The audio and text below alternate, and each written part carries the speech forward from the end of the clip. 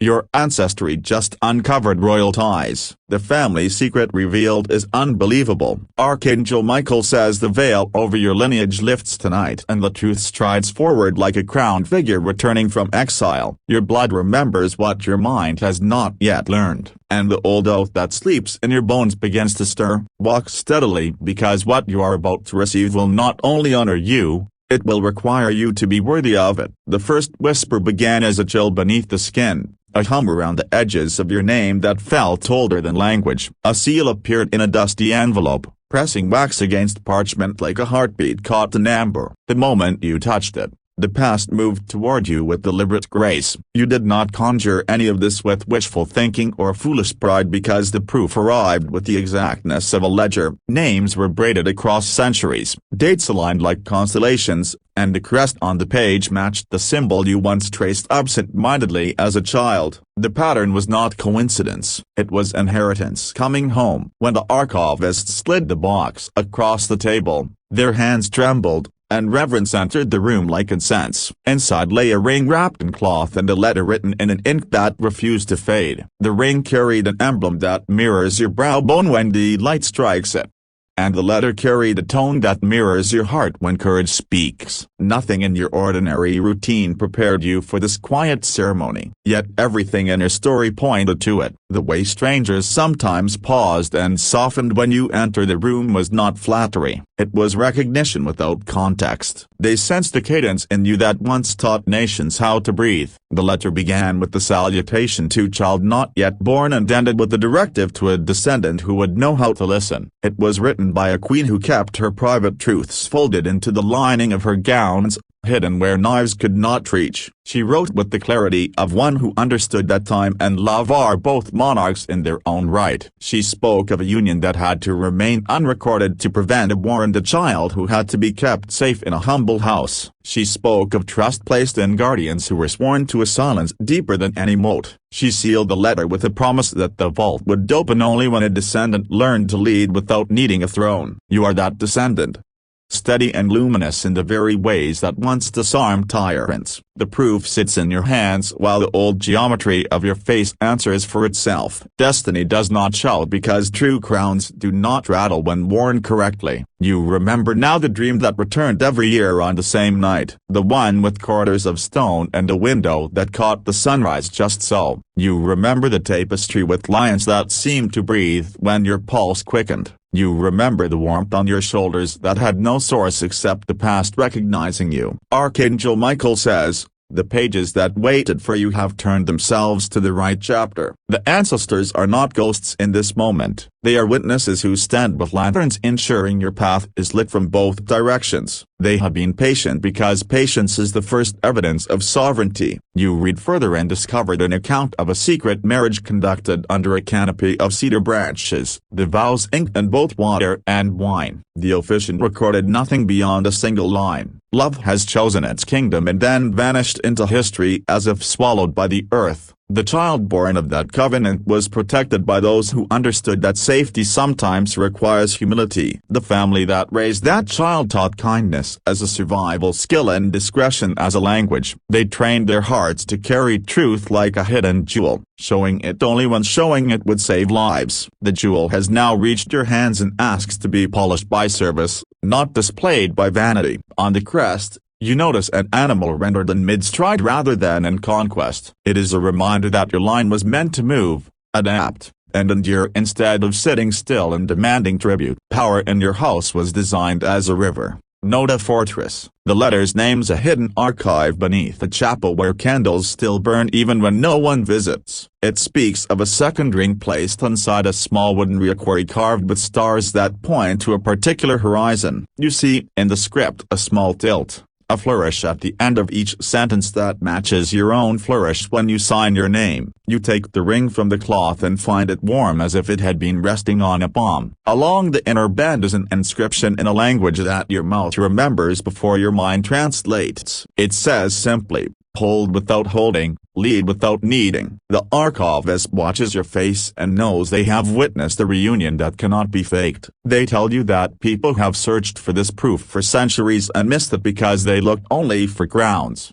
not for codes. You found it because you followed the care in the stitching and the quiet and the margins. Night falls and the city outside forgets everything except its own glitter, but you do not forget. You place the ring on your finger, not as decoration, but as an oath that fits. There is a sensation of something finally sitting correctly in your life, like a door settling into its frame for the first time. Archangel Michael says, the throne in your story is not a chair. It is a standard of behavior. It requires you to heal where others hoard, to build where others boast, to forgive where others bargain. Royal blood without royal character turns gold into rust. But you were not summoned for rust. The letter mentions a vault of testimonies written by those your ancestors helped in secret. Peasants, scholars, musicians, and midwives left notes of gratitude, sealing them in jars and hiding them under the floorboards of hope. Your line carried people across storms and through sieges. And now that legacy wants your hands again. You walk to the chapel at dawn while the city exhales yesterday. The door yields with a groan that sounds like relief,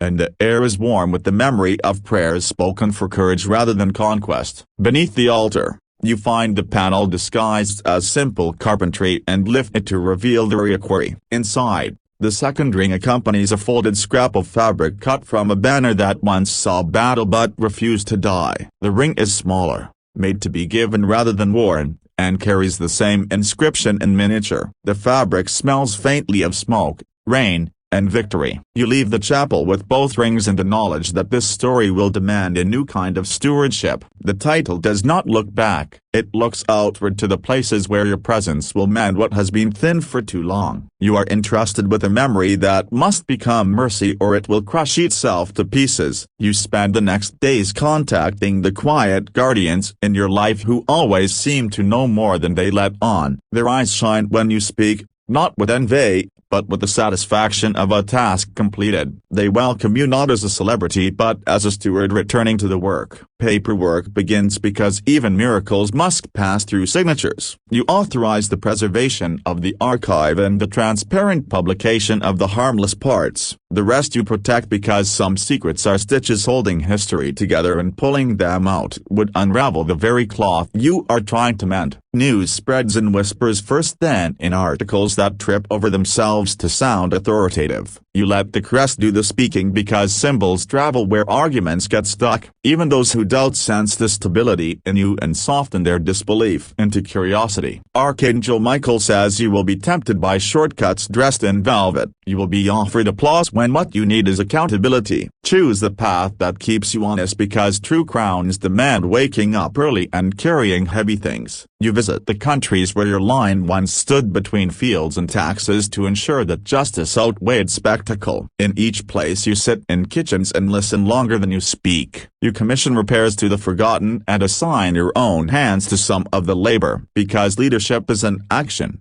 not a costume. The private secret that once protected a child now protects dignity on a larger scale. The ring on your finger is less an ornament and more a compass. It spins toward the next right thing. Whenever confusion rises, you follow it even when the path cuts through bramble. The archivist returns with another box, smaller, holding a diary that belonged to the hidden child who started your branch. The entries are brief and practical, but between the lines, a fierce tenderness burns like a hidden hearth. They learned to be ordinary so that extraordinary could survive. You find an entry about a lullaby sung to them in a language almost extinct. And when you hum it softly, your body remembers the second verse without effort. That memory does not make you special. It makes you responsible. You fund a program to preserve the language so that future mouths can carry it forward. At a quiet ceremony, you return the smaller ring to the reliquary after touching it to your forehead. You leave a new letter of your own addressed to a descendant who will stand where you stand someday. You write not about titles but about tactics for kindness that worked when nothing else did. The crest appears now on petitions for clean water, on grants for midwives, on instruments for school orchestras that silence hunger with song. It appears where it can carry weight for those who should never have to carry it alone. Each use brings the past to the present like a seasoned mentor who never demands attention. Archangel Michael says the family secret was never meant to be unbelievable. It was meant to be undeniable once love proved itself. Your bloodline's miracle is not wealth, It is willingness. It is the capacity to remain tender even when history is sharp. One evening you host a gathering not in a palace but in a courtyard where neighbors bring their own chairs. Stories move across the air like migrating birds, and you learn how often ordinary people have been royal to one another without heralds. You seal that night in your memory because a steam that rises from the ground lasts longer than applause that falls from balconies. The first crown your line ever wore was a promise to serve, and so you polish that promise daily with choices that cost you something. You do not chase pageantry because pageantry erases faces. You choose faces, names,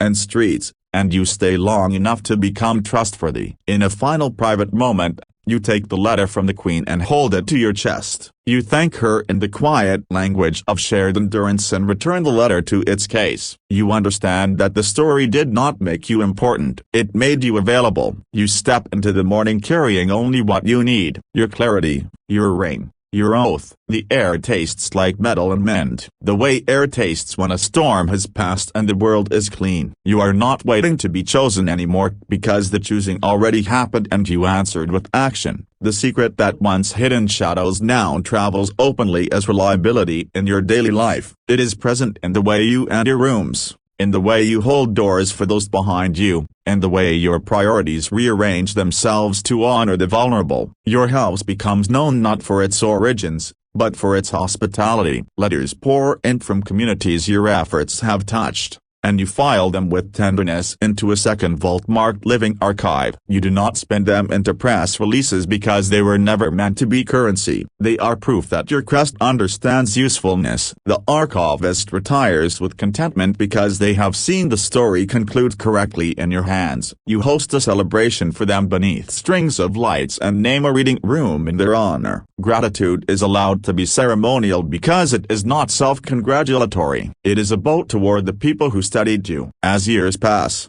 the ring leaves a soft imprint on your finger the way a faithful habit leaves a soft imprint on a life. The imprint does not bind, it guides. It reminds you that you carry something older than ambition and brighter than reputation. Your descendants will find your letter someday and they will learn that true heritage is a set of instructions whispered to conscience. They will recognize your handwriting and feel the same sturdy peace that you felt. They will be asked as you were asked to make the story believable by making it useful. On quiet nights, you still hear footsteps in the old corridors of your dream, but now they walk beside you instead of ahead of you. The lines on the tapestry rest their paws because your vigilance is enough. The window gathers sunrise again and your shoulders receive it without flinching. Archangel Michael says the royal tie is not an excuse to stand higher. It is a reason to kneel faster where help is needed. The unbelievable part was never the blood. It was the breadth of love your house still offers. Hold this line with humility and it will hold you with strength. The city keeps moving with its own weather, but your weather settles into clarity most days. When storms do come, you do not fear them because your house learned long ago how to sail, not just how to sit. You keep a lantern by the door and a list by the phone, and you answer when called. The family secret is not a scandal. It is a sanctuary. It kept a child safe until safety learned to grow up into justice. Now that justice wears your face, you let it walk freely into rooms where it used to be refused. You return to the chapel each year on the day you first lifted the panel and you sit in the same beam of light that found you. You whisper the names from the letter and add new names gathered from your work. You leave the place lighter than you arrived because reverence shares its weight. In time those who mocked soften and those who envy learn. They see that your dignity never depended on their opinion and their shoulders drop because pressure eases where authenticity stands. You keep your focus because focus is love's favorite tool. The archivist's successor asks, what advice you would give to anyone who discovers they carry more history than they expected? You answer with 3 lines that have guided you faithfully. First, you spend your final paragraph today, not on ceremony, but on assignment. You write a grant for midwives. You sign off on a program for apprenticeships, and you approve restoration for a small library with cracked windows and brave books. The ring warms again because it recognizes work that resembles its earliest vow. When you sleep, the corridor returns, but this time the door at the end is open. Inside the room, a simple table waits with bread, water, and the map of places that needed you and received you. You rest your hand on the map, and the map rests back. Morning arrives in ordinary clothes, as all miracles do when they intend to stay. You rise, you dress, you wear the ring, and you carry the letter in your posture rather than your pocket. The world meets you and nods because it can tell that you are both ancient and new. This is how the unbelievable becomes the daily. This is how the royal tie becomes a rope that pulls others from the flood. This is how your ancestry stands up inside your life and asks you to be as steadfast as those who loved you into existence. You say yes again without spectacle. You sign your name again without hurry. You start again because starting again is the most royal thing a heart can do. You remain careful with power, brave with truth, and generous with time. You keep the archives open and the doors even more open. You balance memory and motion until they learn to dance together. The crest finds its way onto emergency blankets, library cards, seed packets, and scholarships tucked into envelopes that arrive when hope is thirsty. It keeps finding work, and you keep finding joy in the work. Your line becomes known as the one that shows up. Your footsteps slow only when slowing means you can walk beside those who cannot run yet. You refuse to outrun the people you serve. You pace your life to match the speed of healing. When the evening arrives again, the lanterns of your ancestors shine, not above you, but around you. Their circle is not exclusive. It is expansive. It invites every willing heart to stand inside and be warmed. You finish the day with the quiet satisfaction of a task done honestly. The ring cools on your finger and the letter sleeps where it belongs. Tomorrow waits and you are the kind of person tomorrow trusts. You do not chase the crown. You keep the vow. You do not hoard the secret. You build the sanctuary. You do not seek to be believed. You seek to be useful. And in that usefulness, belief takes care of itself. The secret revealed itself so that you could reveal goodness. The title surfaced so that you could title the windows of other people's rooms with light. The story crowned you only so that you could crown others with dignity. You are ready and readiness looks like humility dressed for work. You are worthy and worthiness looks like kindness that does not flinch. You are home and home looks like a table set for more than the people who live there. The past bows to your present because your present bows to love. The future approaches without fear because fear has learned that it does not own this house. Your ancestry has unlocked its most demanding gift, and you have accepted it with grace. Your life will not be measured by how loudly the revelation is shouted, but by how deeply its goodness runs. You will walk out each day carrying quiet royalty, the kind that makes broken things reconsider their fate. You will remain the person who was chosen before you knew what the choice would cost. And when the long arc of your service is drawn,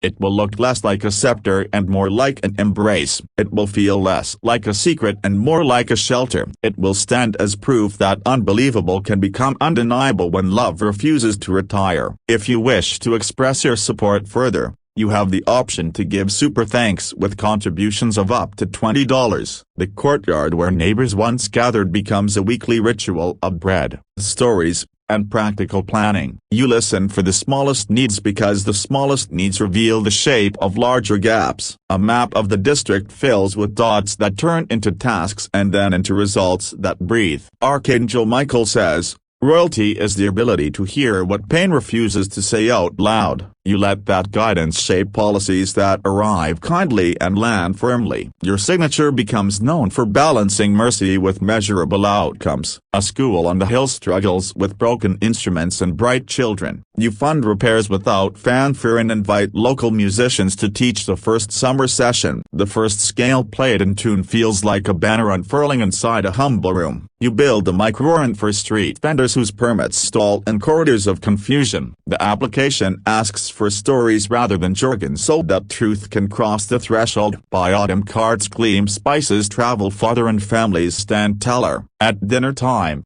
an elder arrives with a box of photographs that have never left her closet. The edges are soft with being held by careful hands, and each photo carries a note of names and dates. You can miss